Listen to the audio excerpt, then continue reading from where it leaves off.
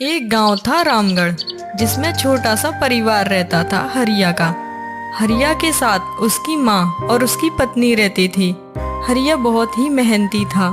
वह बेलदारी करता था। एक दिन हरिया के घर संतान का जन्म होने वाला था। बधाई हो अम्मा, लक्ष्मी आई है। हरिया बहुत खुश था, पर हरिया की माँ बेटी के होने से बहुत दुखी थी। इतने दिनों बाद औलाद हुई है, ऊपर से बच्ची, इससे अच्छा तो कोई होता ही नहीं। क्या माँ, आप ये क्या बोल रही हो? अरे ये तो अपने घर की लक्ष्मी है, लक्ष्मी, और मैं इसे लक्ष्मी कहकर ही बुलाऊंगा। हाँ, मुझे मत सिखा। 2 वक्त के खाने के लिए तो कमा नहीं पाता, इसकी शादी ब्याह का खर्चा कैसे उठा पाएगा? माँ, मैं और मेहनत कर लूंगा, मगर आप ये मत भूलिए कि आप भी एक लड़की ही हो। मैं इस लड़की को पढ़ा लिखा कर एक अफसर बनाना चाहता हूँ। ऐसे ही कुछ वर्ष बीत जाने के बाद लक्ष्मी थोड़ी बड़ी हो जाती है। लक्ष्मी के पिताजी हरिया हमेशा उसका ख्याल रखते हैं। उसके लिए हमेशा महंगी महंगी चीजें लाया करते हैं। यह सब उसकी दादी माँ को पसंद नहीं था। वह हमेशा लक्ष्मी से नफरत करती थी। अब बेटा लक्ष्मी, तू स्कूल जाएगी, मैं तेरा ना बहुत अच्छे स्कूल में दाखिला करवाऊंगा, उसमें रोज पढ़ने जाना। रहने दे हरिया, क्या जरूरत है? वैसे भी लड़की ही तो है। सरकारी स्कूल में इसका दाखिला करवा देंगे। वैसे भी इस घर के अलावा और पैसे कहाँ हैं हमारे पास। पर लक्ष्मी बहुत समझदार थी। वह अपने पिता से बोलती है, पिताजी, दादी ठीक ही कहती हैं। आप मेरा नाम सरकारी स्कूल में ही लिखा दीजिए। ठीक है बेटा, जैसी तेरी मर्जी। हरिया बच्ची का एडमिशन सरकारी स्कूल में करा देता है। लक्ष्मी और लक्ष्मी के पिताजी, आइए, खाना तैयार है। आया भाग्यवान। तुमने हाथ धोए? नहीं माँ, अभी धोकर आती हूँ। ये लड़की इतनी समझदार है, फिर भी इसे हमेशा बताना पड़ता है कि खाना हमेशा हाथ धोकर खाना चाहिए। अरे अब जाने भी दो, बच्ची ही तो है वो। आपके लाड़ प्यार ने ही तो इसे बिगाड़ कर रखा है। माँ, धो लिए हाथ को, अब खाना दे दीजिए, बहुत जोर की भूख लग रही है। लो बेटा लक्ष्मी, तुम्हारे मनपसंद की खीर बनाई है। अरे तुम भी अजीब ही हो, कभी डांटने लगती हो तो कभी प्यार करने लगती हो। अरे आप नहीं समझोगे, माँ हूँ ना, माँ की डांट में भी प्यार छुपा होता है। मैं चाहती हूँ बच्चे अच्छे के साथ साथ समझदार भी बने। मैं अब हमेशा तो उसके साथ रहूंगी नहीं ना, इसलिए उसे सब अभी ही समझा देती हूँ। चलो अब खाना खा लेते हैं। वह तीनों प्यार से खाना खाते हैं और सो जाते हैं। अगली सुबह सभी उठ जाते हैं। हरिया देखता है कि लक्ष्मी की माँ अभी तक सोई हुई है। अरे लक्ष्मी की माँ, क्या हुआ? अभी तक सो रही हो? तबीयत तो ठीक है ना तुम्हारी? रमा, उठो रमा, उठो रमा, रमा। हरिया जल्दी से वैद्य जी को बुलाकर लाता है। बेटा हरिया, अब रमा नहीं रही, अंतिम संस्कार की तैयारी करो। ज्यादा देर तक शरीर रखने से वह सड़ने लगता है। हे भगवान, हमारी रमा को क्या हो गया? इस उम्र में इसके साथ ऐसा नहीं होना था। अब इसकी बच्ची कैसे रहेगी? उसके बाद रमा को लेकर शमशान गए और उसका अंतिम संस्कार किया। बेटी लक्ष्मी, अब तो कुछ खा ले, आखिर कब तक यूं ही भूखी बैठी रहेगी? दादी, अचानक माँ को क्या हो गया? कल रात को तो ठीक थी, उन्होंने हमारे साथ खाना भी खाया था, उन्होंने मेरे लिए खीर भी बनाई थी। अचानक से क्या हो गया? दादी, अब मैं कैसे रहूंगी? बेटी, तेरी माँ तो भगवान के पास गई है। कोई बात नहीं, मैं हूँ ना, मैं तेरा ख्याल रखूंगी। चल अब खाना खा ले। बेटा तू भी खा ले, तूने भी कल से कुछ नहीं खाया। लक्ष्मी की दादी लक्ष्मी का बहुत अच्छे से ख्याल रखती है और उसे लाड़ प्यार करती है। इधर हरिया भी कड़ी मेहनत करता है और कुछ समय बाद लक्ष्मी 20 साल की हो जाती है। बेटा, अब हमारी लक्ष्मी 20 साल की हो गई है, इसके लिए कहीं लड़का तो ढूंढ। जी माँ, आप ठीक कहती हो, मैं बात करता हूँ। वक्त के साथ बच्चे कब बड़े हो जाते हैं पता ही नहीं चलता। मैं इसके लिए एक अच्छा सा ससुराल ढूंढूंगा। अच्छा माँ, अब मैं काम पर जाता हूँ। हरिया काम पर जा ही रहा होता है कि तभी उसे रास्ते में उसका दोस्त मिल जाता है। अरे किशन भाई, तू बड़े दिनों बाद दिखा। हाँ हरिया, शहर में काम करता हूँ, इसीलिए गांव कम आ पाता हूँ। अच्छा किशन, तू शहर में रहता है तो मेरा एक काम करेगा? हाँ हाँ, बोलना हरिया। मेरी बेटी है, 20 साल की हो गई। अगर शहर में कोई अच्छा सा लड़का हो तो उसके लिए बताना। हाँ है ना, मेरे दोस्त का बेटा। तू कहे तो कल ही भेज दूं तेरे घर रिश्ते की बात करने के लिए। हाँ हाँ किशन, जल्दी बात कर, कहीं ये रिश्ता हाथों से ना निकल जाए। वैसे लड़का क्या काम करता है? अरे वो इंजीनियरिंग की पढ़ाई कर रहा है। अच्छा ठीक है किशन, अब मैं चलता हूँ। हरिया ऐसा कहकर वहां से चला जाता है। फिर अगले दिन। सब तैयारी ठीक से हो गई है ना माँ? हाँ हाँ बेटा, बस लड़के वालों की आने की देरी है। कुछ देर बाद लड़के वाले आते हैं। अरे लक्ष्मी बेटा, जरा पानी लाओ। देखिए, ये है हमारी भोली भाली लक्ष्मी। ये घर का सारा काम कर लेती है। बहुत ही सीधी सादी बच्ची है मेरी। हाँ हाँ भाई साहब, आपकी लक्ष्मी तो हमें बहुत पसंद है। पर क्या बताइए? हमारा बेटा अभी पढ़ाई कर रहा है और वह विदेश में ही जाके काम करेगा। उसकी पढ़ाई के लिए हमें 5 लाख रुपए चाहिए। 5 लाख रुपए? ये तो बहुत ज्यादा है। हाँ भाई साहब, देखिए ना, हम तो बूढ़े हो गए हैं। अब आपकी बेटी ही राज करेगी। जी ठीक है, मेरी बेटी से बढ़कर 5 लाख रुपए नहीं है। तो ठीक है, जल्दी से शुभ मुहूर्त देखकर इनकी शादी करवा देते हैं। जी, जैसा आप ठीक समझे। पिताजी, ये रिश्ता रहने दीजिए, मुझे नहीं करनी शादी। क्या हुआ बेटा, क्या कमी है लड़के में? आपने देखा नहीं कि वो पैसे के कितने लालची हैं? आप 5 लाख रुपए कहाँ से लाओगे? अरे मेरी लाडली गुड़िया, तू चिंता मत कर, वो सब तो मैं देख लूंगा। हरिया अपनी बेटी की शादी के रिश्ते से बहुत खुश था। वह कड़ी मेहनत करता। उसने रात दिन एक कर दी। फिर एक दिन। पिताजी, आपको तो बहुत तेज बुखार है, आज आप काम पे मत जाइए। नहीं नहीं बेटा, मैं रास्ते से दवा ले लूंगा।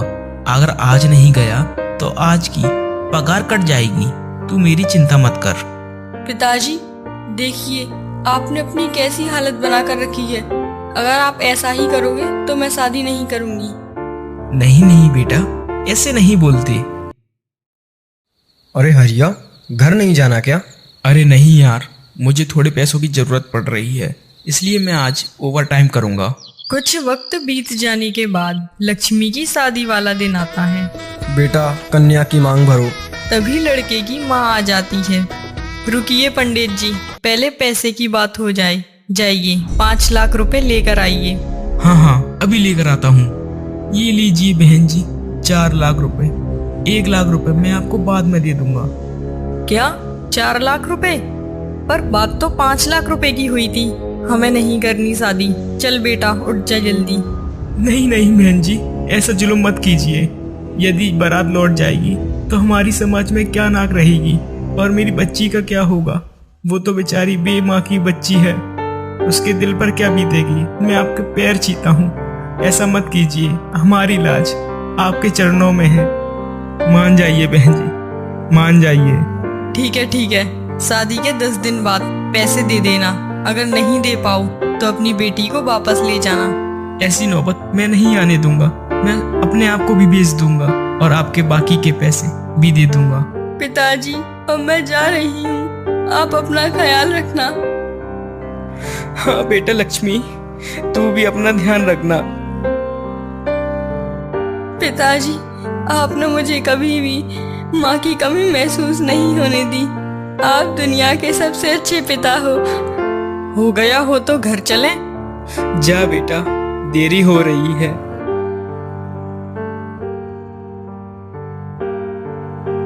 विदा होने के बाद लक्ष्मी अपने ससुराल पहुंच जाती है।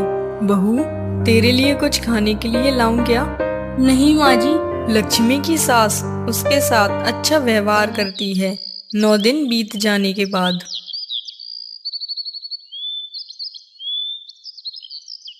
बहू, ओ बहू, आज 10 दिन हो गए हैं, जरा अपने पिता को फोन तो लगा, कब दे रहे हैं पैसे? माँ जी, बाद में लगाती हूँ, अभी पिताजी आराम कर रहे होंगे। नहीं, अभी लगा। अपनी आफत जहाँ भेज के खुद चैन की नींद सो रहा है। पिताजी कैसे हो आप? हाँ बेटा लक्ष्मी, मैं ठीक हूँ। और तू बता, कैसी है तू? ला इधर फोन दे। बाकी के 1 लाख का क्या हुआ? आज 10 दिन हो गए हैं। बहन जी, आप चिंता मत कीजिए, मैंने उन 1 लाख रुपए का इंतजाम कर लिया है। मैं आज शाम तक आपको पैसे दे दूंगा। श्याम को हरिया पैसे देने लक्ष्मी के ससुराल आता है। ये लो बेटा ऋषि, बाकी के 1 लाख रुपए। आइए पिताजी, अंदर आइए, चाय तो पी लीजिए। नहीं नहीं बेटा, हमारे यहाँ तो बेटी के घर का पानी तक नहीं पीते। चलो अब मैं चलता हूँ। माँ, बाकी के पैसे तो मिल गए, पर अब मुझे एक कार भी चाहिए। मिल जाएगी बेटा, जैसे फ्री की नौकरानी मिल गई। अब उसके बाप को हम लूट लूट कर खाएंगे, तू चिंता मत कर। चल बहू, जरा अपने बाप को फोन तो लगा। ऋषि को ऑफिस जाने में देरी होती है, जरा उसे एक कार दिलवा दे। क्या माँ जी कार? आपको तो पता ही है मेरे पिताजी बेलदारी करते हैं। 5 लाख रुपए तो उन्होंने बड़ी कठिनाई से इकट्ठे किए थे, कार कहाँ से देंगे? चल करम जली, तू नहीं बोलेगी तो मैं ही बोल दूंगी। कुछ देर बाद। माँ, मुझे ऑफिस जाने के लिए देर हो रही है और खाना अभी तक नहीं आया। तू रुक बेटा, मैं देख कर आती हूँ।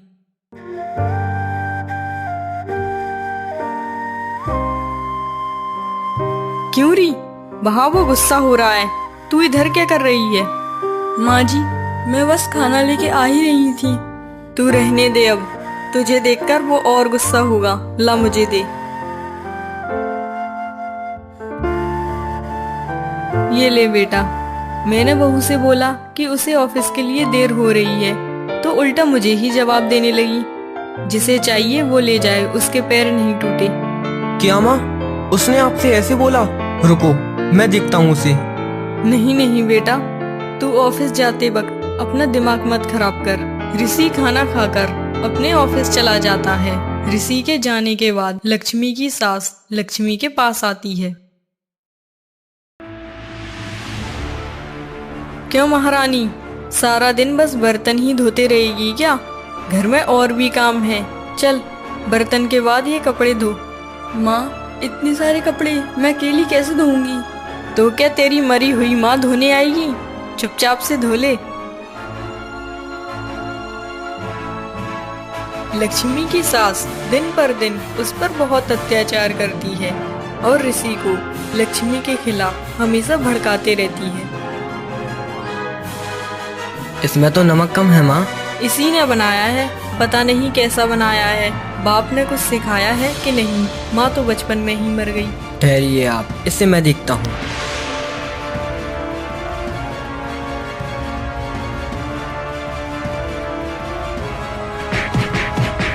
माँ, आज इसे खाना मत देना। जब जब भूखे पेट सोएगी तो इसकी अकल में आएगी।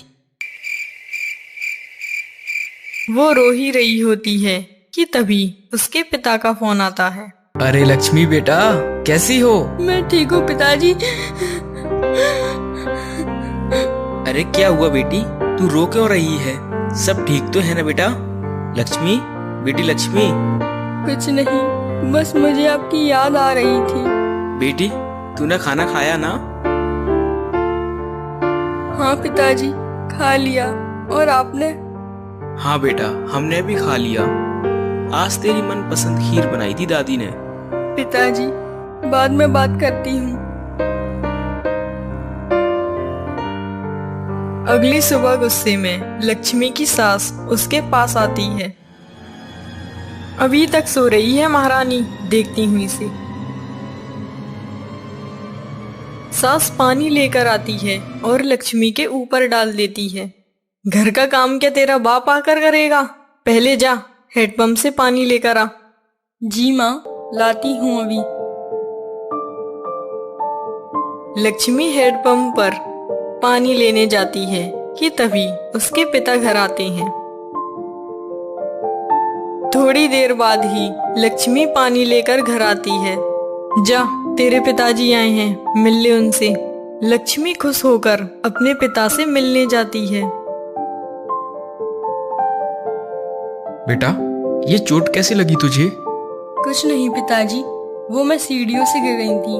आप कैसे हो और दादी कैसी हैं? सब लोग ठीक हैं। तू कल उदास थी, इसलिए तुझसे मिलने आ गया। जो बेटी, पिताजी के लिए चाय तो बना कर ला। जी माँ, लाती हूँ। सुनिए भाई साहब, अब तो रिसीवी ऑफिस जाने लगा। वो बोल रहा था कि मुझे आने जाने में परेशानी होती है। ससुर जी से कहकर मुझे एक कार दिलवा दे। कार? कार तो बहुत महंगी होती है। अरे महंगी नहीं, सस्ती ही दिलवा दीजिए, 8-10 लाख रुपए की। क्या? 8-10 लाख रुपए की? बहन जी, ये तो बहुत मुश्किल है। फिर भी मैं कोशिश करूंगा। अच्छा, अब मैं चलता हूँ। हरिया के जाने के बाद लक्ष्मी चाय लेकर आती है। अरे माँ, पिताजी कहाँ गए? बेटा वो तो घर गए, उन्हें देरी हो रही थी। अच्छा, मुझसे ठीक से मिली भी नहीं। हरिया अपना उदास चेहरा लेकर अपने घर जाने लगता है। कुछ समय बीत जाता है। हरिया अपने मकान को बेचकर ऋषि को एक कार दिलवा देता है और खुद एक किराए की झोपड़ी में रहने लगता है। कुछ दिन बीत जाने के बाद लक्ष्मी की सास उनके घर आती है। अरे आइए आइए बहन जी, अंदर आइए। सुनिए भाई साहब, मैं यहाँ बैठने नहीं आई हूँ, बल्कि आपको बताने आई हूँ कि ऋषि बिजनेस करना चाहता है। उसके लिए 20 लाख रुपए चाहिए, तो आप कहीं से भी इंतजाम कीजिए। क्या बहन जी, एक ही तो घर था हमारे पास, उसे बेचकर हमने आपको कार दिला दी। अब हम तो एक किराए के छोटे से झोपड़ी में रहते हैं। अब मैं 20 लाख रुपए कहाँ से लाऊं बहन जी? मैं मजदूर इंसान हूँ। वो सब तो नहीं पता भाई साहब, अब आप जानो कैसे इंतजाम करना है। मैं चलती हूँ अब।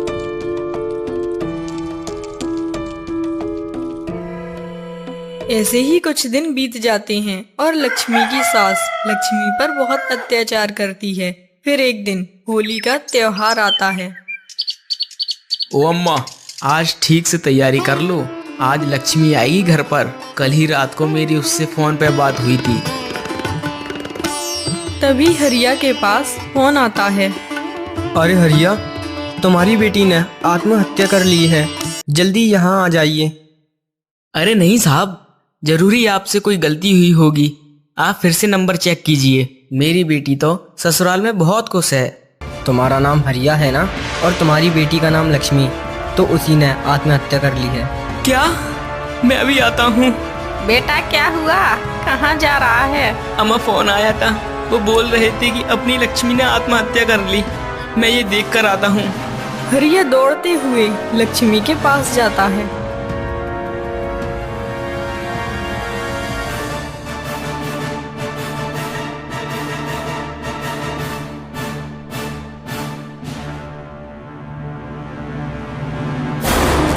लक्ष्मी, बेटा क्या हो गया तुझे? हे भगवान, क्या बिगाड़ा था मेरी फूल सी बच्ची ने? वो तो बिनवा की बच्ची है। तुमने जो मांगा मैंने वो दिया, जालिमों ने मार डाला मेरी बच्ची को। तू तो आने वाली थी आज, फिर क्या हुआ? कल ही तुझसे मेरी बात हुई थी, आज जालिमों ने मेरी बच्ची को मार डाला। तुम जालिमों ने मुझसे एक गाड़ी मांगी, मैंने अपना मकान बेचकर तुम्हें गाड़ी दी। तुमने मुझसे 20 लाख रुपए मांगे, मैं अपनी किडनी बेचकर तुम्हें पैसे देता 20 लाख रुपए, पर तुमने मेरी बेटी को मार डाला। लक्ष्मी, लक्ष्मी तू मुझे छोड़कर नहीं जा सकती बेटा। तेरा बाप अकेला कैसे रहेगा? साहब, ये रोज अपनी बहू पर अत्याचार करते थे। वो तो बेचारी सीधी थी, ये उसे खाने को भी नहीं देते थे और वो अपने बाबा को याद करके रोती रहती थी। बताओ कैसे मारा उसे? बताती हूँ साहब, सब बताती हूँ।